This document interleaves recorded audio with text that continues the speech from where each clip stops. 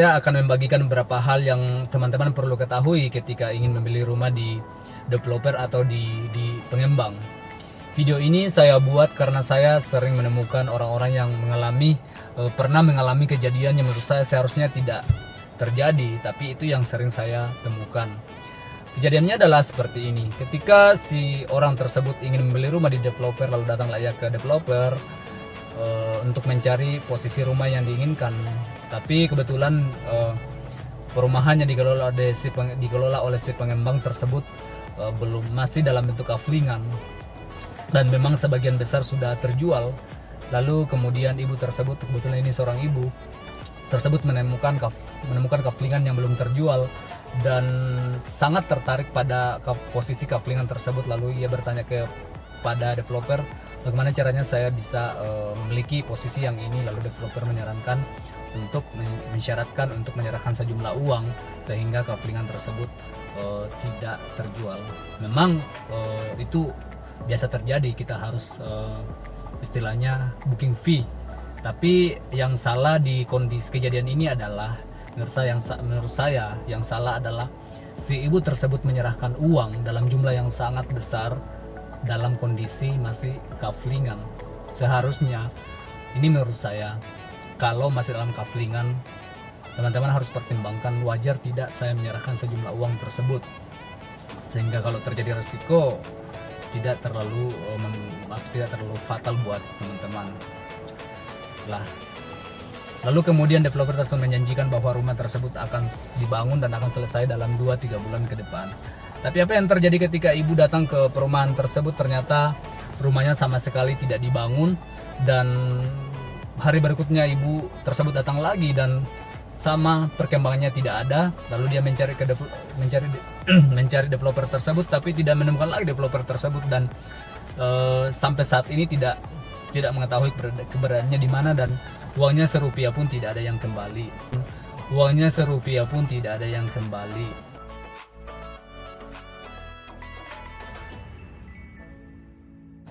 Sehingga saya kemudian berinisiatif buat video ini. Semoga video ini bisa membantu teman-teman, menolong teman-teman ketika ingin membeli rumah di developer.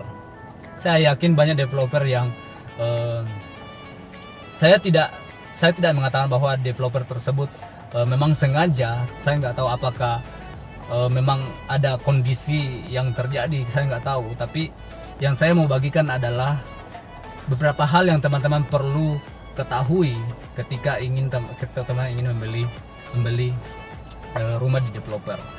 Ada 3 hal yang saya mau bagikan di video ini. Yang pertama adalah hindari memberikan sejumlah uang yang dalam jumlah besar ketika masih dalam kaflingan.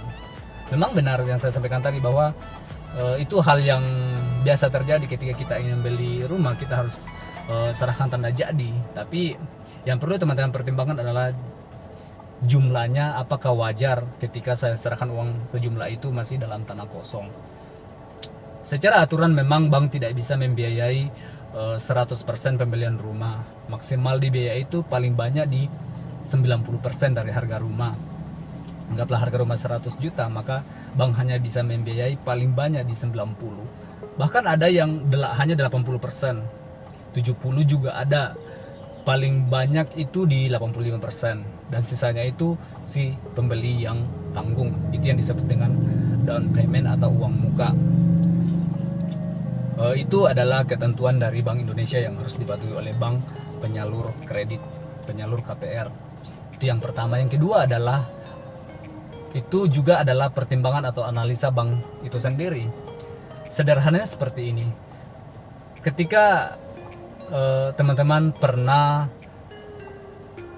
menginginkan sesuatu yang menurut teman-teman berharga buat teman-teman, lalu kebetulan barang tersebut diberikan atau dibelikan oleh orang lain kepada teman-teman, tentunya teman-teman akan senang.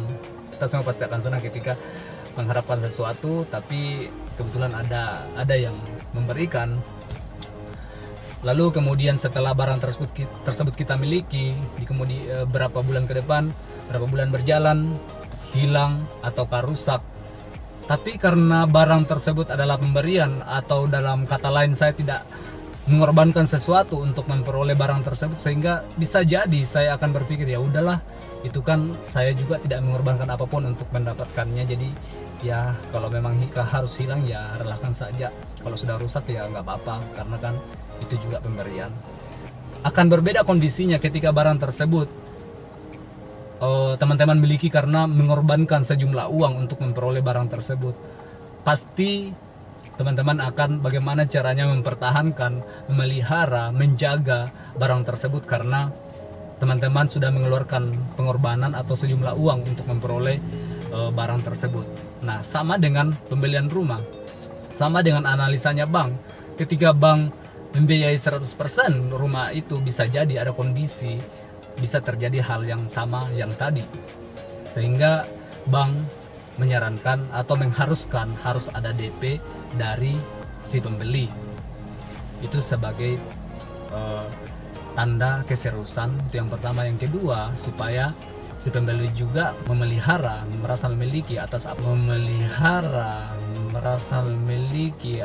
apa yang dibeli. Apalagi dana yang digunakan oleh bank itu adalah bukan dana bank itu sendiri, tapi dana masyarakat atau lebih dikenal dengan dana pihak ketiga yang dikelola oleh bank, sehingga bank memang perlu hati-hati dalam menyalurkan kredit. Jadi poin yang pertama adalah hindari menyerahkan sejumlah uang yang dalam jumlah besar ketika masih dalam kaflingan. Yang kedua adalah pastikan ada perjanjian yang ditandatangani oleh si pembeli, atau yang teman-teman tanda tangan ketika ingin menyerahkan sejumlah uang di developer. Kenapa harus ada perjanjian? Ya sederhana saja, ketika kita mengeluarkan uang, ketika kita membeli sesuatu, ketika mengeluarkan sejumlah uang, seharusnya kan kita memperoleh sesuatu, tapi kan beda kondisinya di perumahan. Apalagi sedang dalam bentuk cash saja itu butuh proses, apalagi kalau dalam bentuk kredit itu ada tahapan-tahapan yang perlu dilalui, sehingga ada kondisi yang mengharuskan kita mengeluarkan sejumlah uang di depan sekalipun kita belum memiliki rumahnya. Kenapa perjanjian ini sangat penting? Karena segala kondisi bisa terjadi. Tidak ada orang yang bercita-cita mau jadi jahat, tapi namanya perjalanan, namanya kehidupan, bisa saja kita diperhadapkan sama kondisi yang tidak kita harapkan. Tapi ketika ada perjanjian, nah itu yang akan jadi pegangan. Ketika ada kondisi A terjadi, maka yang dilakukan adalah yang telah disepakati dalam perjanjian tersebut antara developer dengan dengan pembeli. Jadi ketika teman-teman ingin menyerahkan uang, pastikan ada perjanjiannya yang dalam bentuk tertulis yang teman-teman tanda tangan dan developer tanda tangan. Ketika tidak ada, seharusnya teman-teman pertimbangkan untuk menyerahkan sejumlah uang. Dan yang ketiga adalah pastikan teman-teman telah membaca dan memahami isi perjanjian tersebut. Pernyataan ini, poin ketiga ini, seharusnya mungkin ada teman-teman yang berpikir itu kan sudah pasti, itu sudah hal yang pasti. Tapi jangan salah, ada banyak orang yang saya temukan yang telah menandatangani suatu pernyataan atau perjanjian, tapi orang tersebut tidak memahami isi dari perjanjian tersebut. Bahkan ada yang tidak membaca, hanya langsung tanda tangan. Nah, sehingga ini sangat-sangat sepele, tapi ini banyak terjadi, sehingga teman-teman pastikan telah memahami poin-poin, telah membaca poin item dalam perjanjian tersebut. Kalau misalnya teman-teman sudah membaca dan tidak memahami, teman-teman bisa menanyakan kembali ke si marketingnya atau si developernya maksud dari poin tersebut, sehingga itu tidak menjebak teman-teman. Saya yakin tidak ada developer yang ini menjebak, tapi yang terjadi adalah kesalahpahaman.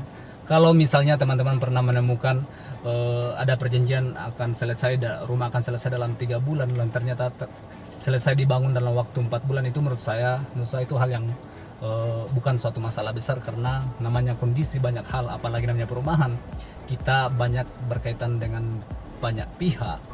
pertanahan, notaris dan lain-lain, sehingga itu dan instansi yang lain terkait pengurusan dokumen-dokumen legalitas rumah.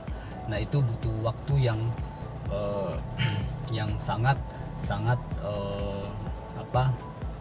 relatif lama, sehingga makanya perlu ada perjanjian, sehingga ketika melewati batas-batas tertentu ada perjanjian yang telah disepakati antara developer dengan si pembeli. Jadi demikian 3 hal yang saya bisa bagikan kepada teman-teman pada sore hari ini. Semoga bisa menolong teman-teman, memberikan informasi bagi teman-teman yang ingin membeli rumah, sehingga kejadian-kejadian yang tidak seharusnya terjadi teman-teman tidak alami. Demikian, thank you and tetap semangat.